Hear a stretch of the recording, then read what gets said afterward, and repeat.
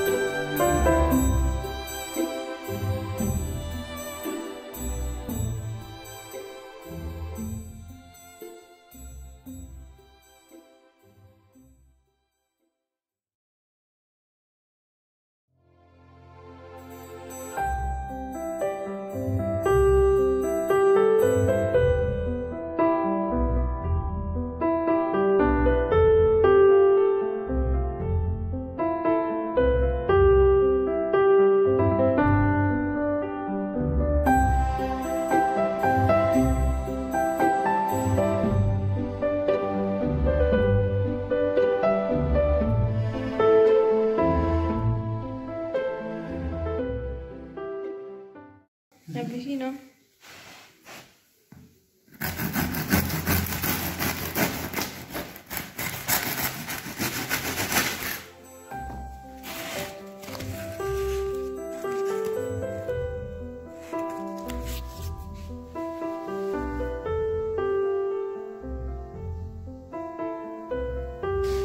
Dopo visto il nostro pane, come si fa, andiamo ad assaggiare una fetta.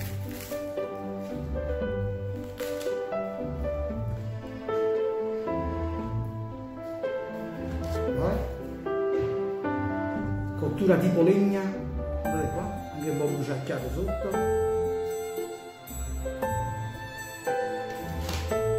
Ragazzi, alla prossima ricetta.